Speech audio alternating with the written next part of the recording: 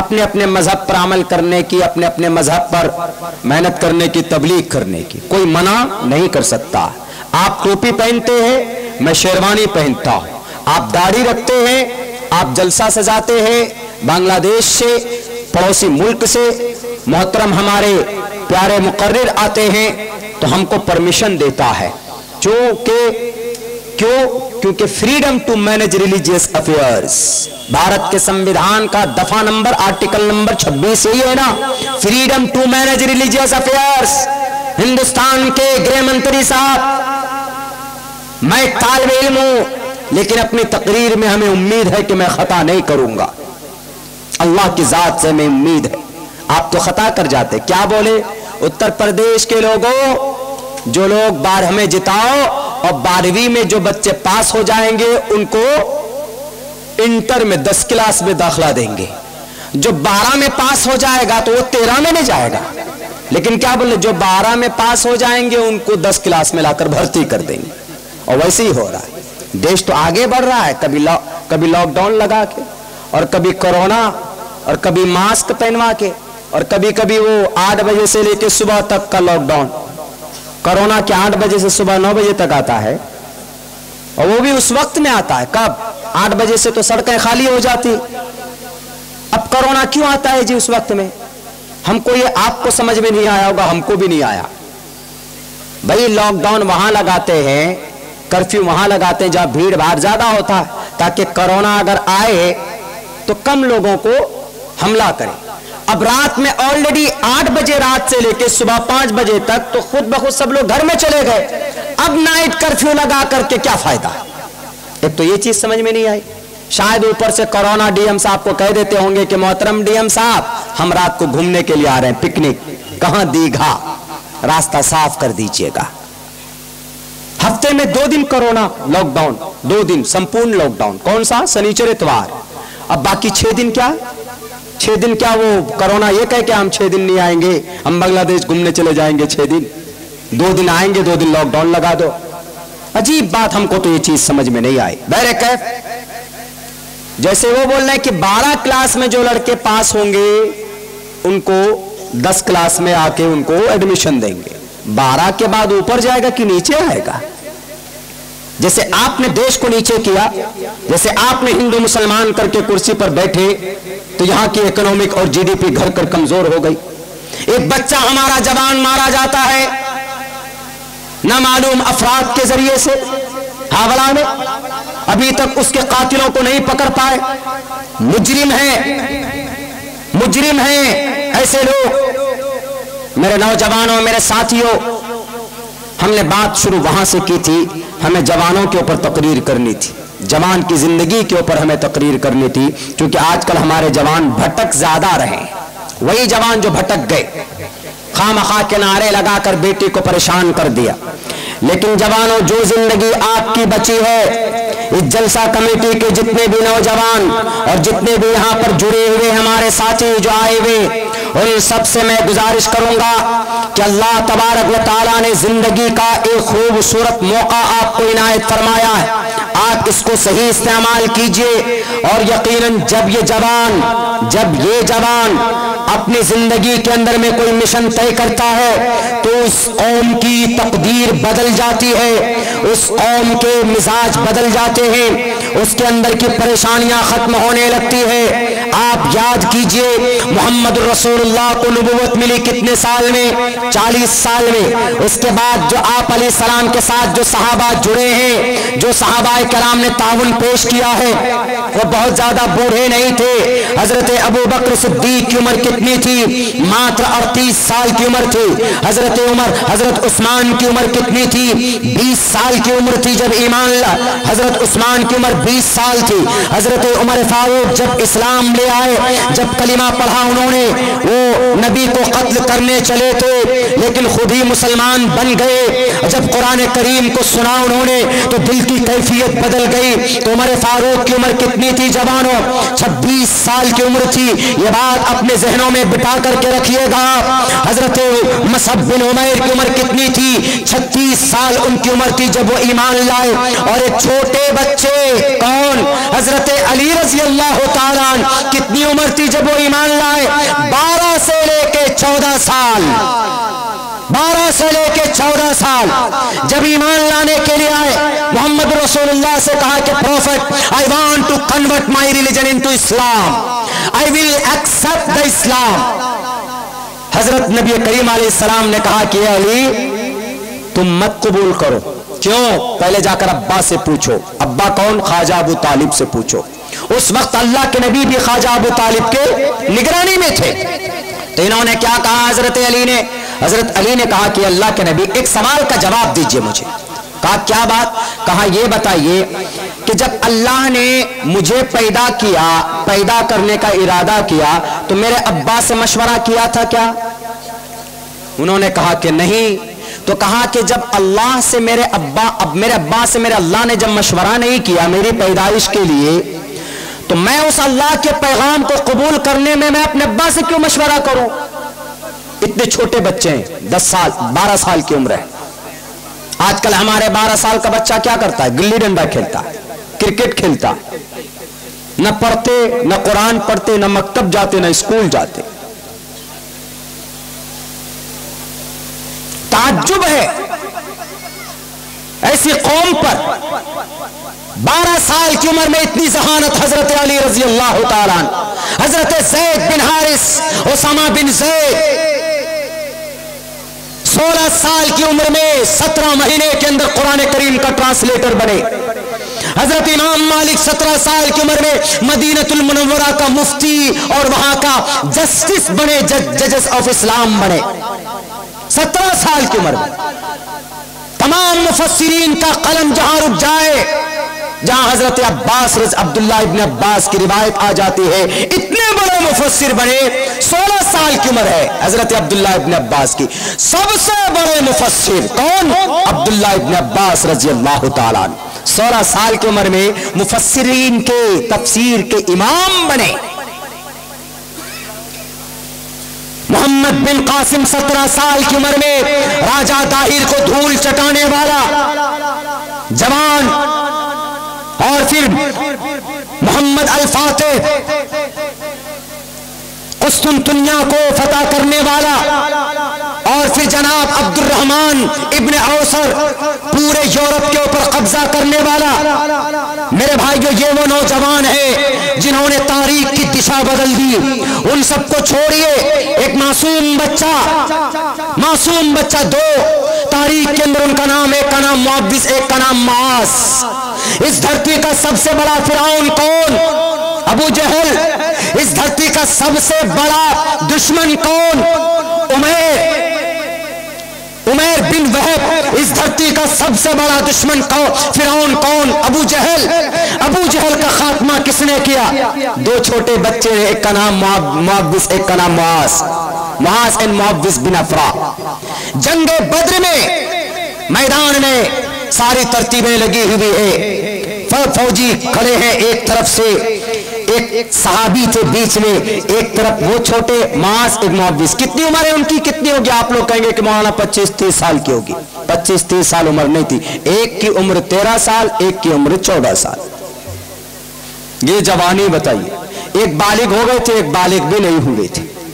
खड़े हो गए अबू जहल को उनके खात्मे के लिए इस तरफ खड़े हो गए। सहाबी जो बीच में थे उन्होंने कहा कि अरे भाई, ये कौन छोटा बच्चा आ गया सामने?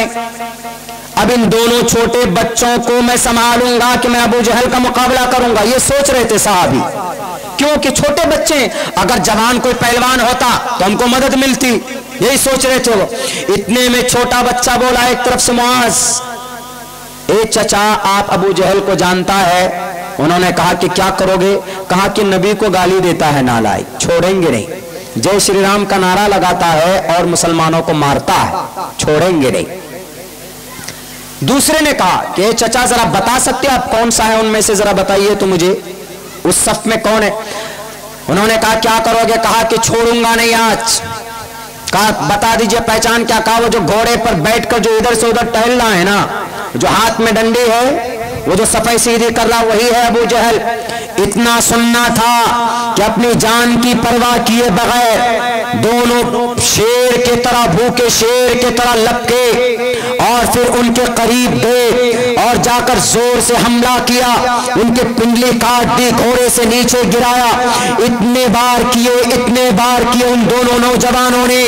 हमारा आजकल का जवान अगर कोई है तो हमारा आजकल के 14 और 13 साल के जवान का नाक भी ढंग से साफ नहीं होता, वो अपना कलिमा नहीं जानते। नबी से मोहब्बत तो दूर की बात है, नबी से अगर मोहब्बत करनी है तो बिलाल हबशी के तरह करो। इसलिए कि बिलाल हबशी को रेत पर लिटाया जाता है तो अल्लाह अहद का नारा लगाते हैं, और बिलाल हबशी इसी मोहब्बत की वजह से, नबी से इसी मोहब्बत की वजह से, इसी अकीदत की वजह से अल्लाह के नबी ने एक मौके पर कहा था कि बिलाल हबशी ऐसा कौन सा काम करते हो कि तुम चलते हो मक्का की गलियों में, तेरी चलने की आहट सुनाई देती है जन्नतुल फिरदौस में। गुलाम को मकाम अता किया। ये छोटे बच्चे उन्होंने जाकर वार किया, और दुनिया का, इस्लाम का सबसे बड़ा दुश्मन मोहम्मद रसूलुल्लाह के जमाने में अबू जहल, उसका खात्मा करना कोई छोटी मोटी बात नहीं।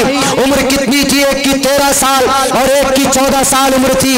आजकल हमारा नौजवान 15 साल, 20 साल, 25 साल का किसमें बिजी होता है? वैलेंटाइंस डे मनाने में बिजी रहता है, अपने गर्लफ्रेंड से बात करने में बिजी रहता है, या व्हाट्सएप के ऊपर चैटिंग मैसेज करता है, या फेसबुक के ऊपर पेज बनाने में और उसके जरिए से पैसा कमाने में, अलग अलग तरह के टेक्नोलॉजी इस्तेमाल करने में बिजी और व्यस्त रहता है। नहीं मेरे नौजवानों, अल्लाह ने आपको जवानी दी है। अगर कल कयामत में आपसे पूछ लिया वन शबाबी फीमा अफना, जवानी कहाँ फना कर क्या है? कर्नाटका जैसी जगह में तुम्हारी बेटी की पर्दे को उतारने की कोशिश की गई, क्या तुमने उसके ऊपर आवाज बुलंद किया? तो क्या जवाब दोगे? अल्लाह पूछेगा कल कयामत में कि तुम्हें सेहत और तंदुरुस्ती अता की थी, तुमने नमाज पढ़ी, तो क्या जवाब दोगे? अल्लाह तबारक व तआला आपसे पूछेगा कि तुम्हारे मस्जिदों में बुलडोजर चलाए गए, क्या तुमने आवाज बुलंद की? आप क्या उज्र पेश करोगे? आप कहोगे कि नहीं हमारे भारत में हो रहा था, तो भारत का संविधान कहेगा कि हमने तो मना नहीं किया था। अगर तुम्हारे धार्मिक स्थल को गिराने की कोशिश की गई है तो भारत के संविधान का आर्टिकल नंबर 21 तो कहता था कि साफ लफ्जों में protection of life and personal liberty, no person shall be deprived of his personal liberty. उसकी अच्छाई को, उसकी जिंदगी को बचाने की जिम्मेदारी भारत के संविधान ने दिया था। तुमने आवाज बुलंद की थी, तुमने आवाज बुलंद की जालिमों के सामने में, क्या जवाब देंगे उस वक्त में? मेरे भाइयों, हमें अपनी आवाज बुलंद करने की जरूरत है। वो बेटी अकेले खड़ी, केरला की बेटियों ने शिकायत किया हम पर्दे के लिए आवाज बुलंद करते हैं लेकिन समाज के लोग हमारे पीछे नहीं आते हैं, समाज के मुसलमानों का तबका हमारा साथ नहीं है, समाज के दानिश्वर लोगों का तबका हमारे साथ नहीं है। मेरे जवानों, उनको सपोर्ट करने की जरूरत है, सुप्रीम कोर्ट, हाई कोर्ट जाने की जरूरत है। इंशाअल्लाह we will success in, we had been success in Kerala High Court in 2016 and CBSE versus Bashir Fatima, इनके खिलाफ तो हम केस जीत चुके हैं केरला हाई कोर्ट में। इंशाअल्लाह in this time we will success and we will fight, we will completely इंशाअल्लाह हम इस केस को भी सुप्रीम कोर्ट, हाई कोर्ट के अंदर जीतेंगे। इसलिए कि पहले भी हम जीते हैं क्योंकि पर्दा हमारा हक है, बेटी की इज्जत की रक्षा करना हमारे कुरान का फरमान है। इसीलिए हमने कहा था कि भारत के प्राइम मिनिस्टर साहब, आप इस्लाम को मत मानिए, कुरान को मत मानिए, लेकिन अगर आप चाहते हैं कि बहन मनीषा जैसे वारदात ना हो, डॉक्टर प्रियंका जैसे वारदात ना हो और फिर निर्भया जैसे कांड दिल्ली में ना हो, तो कुरान के ऑर्डर को नाफिज कर दीजिए। सिर्फ जिना के लिए, सिर्फ रेपिस्ट की सजा के लिए पूरा कुरान छोड़ दीजिए। आप रेपिस्ट की सजा जो कुरान में है उसको आप इंप्लीमेंट कीजिए भारत के अंदर। अगर एक साल में जिना घटकर 0 पर ना आ जाए तो हमको आप कहिएगा, क्या है सजा? सजा ये है, अगर कोई जिना करता है, किसी की बेटी की इज्जत को लूटता है, तो कुरान में है अज़्ज़ानियतु वज़्ज़ानी फजलिदू कुल्ल वाहिदिन मिनहुमा मिअत जल्दा। अल्लाह ने साफ लफ्जों में सूरह नूर में बयान किया, अगर कोई किसी बेटी की इज्जत लूटता है, जानी जानिया औरत, इज्जत लूटने वाला बलात्कारी जो होगा दो ही होगा, एक तो शादीशुदा हो सकता है या गैर शादीशुदा हो सकता। अगर गैर शादीशुदा है तो 100 कोड़े बरसाओ उस पर। कहां पे? यहीं पर, इसी जगह पर सामने में 100 कोड़े बरसेंगे, सारे लोग देखेंगे, तड़पेगा, चीखेगा, चिल्लाएगा। तो दूसरे जो नौजवान है लफंगे टाइप के, जो शैतान के दोस्त बने बैठे हैं आज की तारीख में, जो पीते हैं, बेटियों की इज्जत के साथ खिलवाड़ करते हैं, तो वह डरेगा कि नहीं डरेगा? एकदम डरेगा। अगर कोई मर्द शादीशुदा अगर उसने यह हरकत की है, किसी बहन मनीषा की इज्जत लूटी, या डॉक्टर प्रियंका की इज्जत लूटी, या बहन आसिफा की इज्जत लूटी, तो उसके लिए क्या? शादीशुदा है लेकिन किसी की इज्जत लूट लिया, तो कुरान क्या कहता है कि गड्ढा खोदो, कमर तक उसमें दफना दो, कमर तक, कमर से ऊपर उसको बाहर रखो, सारे गांव वाले जितने भी, उसके ऊपर इतने पत्थर बरसाओ, इतने पत्थर बरसाओ कि वह हलाक हो जाए, उसका सर फट जाए, खून निकले, चीखेगा, चिल्लाएगा, मर जाएगा। अगर 2 वारदात ऐसे हो गए तो कोई किसी की इज्जत लूटेगा? नहीं लूटेगा। कितना अच्छा पैगाम है इज्जत से, जिना से रोकने का। आप कहेंगे कि मौलाना, बहुत से लोग एतराज करते हैं कि अरे ये कुरान है, इस कुरान में इतना जुल्म भरा पड़ा है, पत्थर से मारकर मरा रहे हैं। अरे वो पत्थर से मारना ज्यादा आसान, उसको इतना दर्द नहीं हुआ होगा जितना दर्द सन 2012 में, शायद दिसंबर के महीने में पूरी दुनिया शर्म से झुक गई। भारत में जो वाकया होगा, दिल्ली के उस बस में 4-5 दरिंदों ने उस बेटी की इज्जत को लूटा, और उसी पर बस नहीं किया बल्कि उसके प्राइवेट पार्ट में, उसके मखसूस जगह पर हाथ डालकर उनके शर्मगाह में अंदर के ऑर्गन्स उनको निकाल लिया, उनको डैमेज कर दिया। क्या वो ज्यादा खतरनाक है? ऐसे लोगों को तो मैं ये कहता हूं कि 4-5 जिस्म के टुकड़े कर देने चाहिए, उनके जिस्म को सामने रखकर इतनी दर्दनाक मौत होनी चाहिए कि कोई किसी गरीब बेटी की बस के अंदर उनकी इज्जत के साथ खिलवाड़ ना करे। और फिर कुरान उसका इलाज भी बताता है। क्या इलाज? ये बताता है कि बेटियां अपने सर को ढांप लो, सर को छुपा लो, कोई देखेगा नहीं, तो आपको देखने के बाद उसकी नीयत नहीं बिगड़ेगी। सब बात क्लियर है। तब अगर कोई करता है उसके बाद भी, तो ये सजा दो। मैं रिक्वेस्ट करता हूं, हर तकरीर में कह चुका हूं, kindly I request the prime minister of India, please implement the command for जिना फॉर रेपिस्ट, दिस कुरान करीम के इस ऑर्डर को नाफिज कीजिए। इस ऑर्डर को अगर कोई जिना करेगा तो उसको कौन सी सजा मिलेगी? यही सजा मिलेगी। आप कहेंगे कि क्या जरूरत है ये सजा देने की, तो क्या सजा देंगे? नहीं तो क्या सजा देंगे? कोई सजा है? जिना से बचने का कोई रास्ता? जिना से बचे, जिना जाने को कोई सजा नहीं जनाब। यहां तो बड़े बड़े कातिल को सजा नहीं मिलती। उत्तर प्रदेश के एक मंत्री साहब के बेटे ने किसानों पर चला दी गाड़ी, 4-6 आदमी मर गए और अभी 3 महीने में बाहर आ गया। लीजिए, बेल हो गया, बाहर आ गए। जिनका डंडा, जिनके क्या कहते हैं वो, जिसकी लाठी उसी की भैंस, वही चल रहा है इस देश के अंदर में, जिसकी लाठी उसकी भैंस। और बहुत सारे ऐसे रैपिस्ट होते हैं कि जिसके ऊपर पहुंच होती है वो अपनी पैरवी करा करके निकल जाते हैं। कुरान के इस फरमान पर अगर अमल किया जाएगा तो समाज की किसी बेटी की इज्जत नहीं लूटी जाएगी, समाज की किसी बेटी की इज्जत के साथ खिलवाड़ नहीं होगा।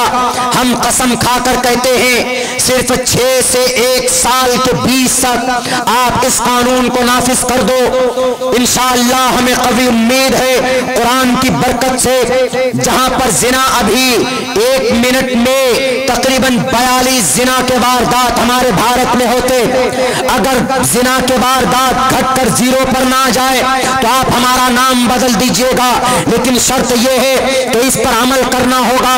कुरान करीम के इस फरमान को दिल के साथ, सच्चाई के साथ इसको इम्प्लीमेंट करने की जरूरत है। कोई चीटिंग नहीं और कोई धोखा नहीं, वरना जुबान से बोलो कुछ और कि बेटी बचाओ बेटी पढ़ाओ, हम ये करेंगे वो करेंगे, और जब अंदर जाते हैं रूम में तो वहां कहते हैं कि अरे अच्छा बेवकूफ बनाया लोगों को, ये भाषण दे दिया और लोग तो वाह वाह करने लगे, अब मन्नो सलवा उतरने वाला है, पूरी जिंदगी खत्म जो हो जाती है। न तो 15 लाख रुपए आते हैं, न तो बेटी बचाओ की तहरीक पर अमल होती है।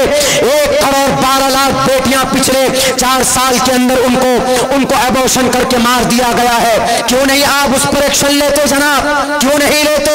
सिर्फ जुबानी बोलेंगे कि बेटी को बचाइए, बेटी का सम्मान करो। मैं कहूंगा उत्तर प्रदेश के सीएम साहब को, आप सबसे पहले नंबर पर तो शादी करो, पहले नंबर पर ब्याह करो। आप क्यों शादी आपने नहीं की है?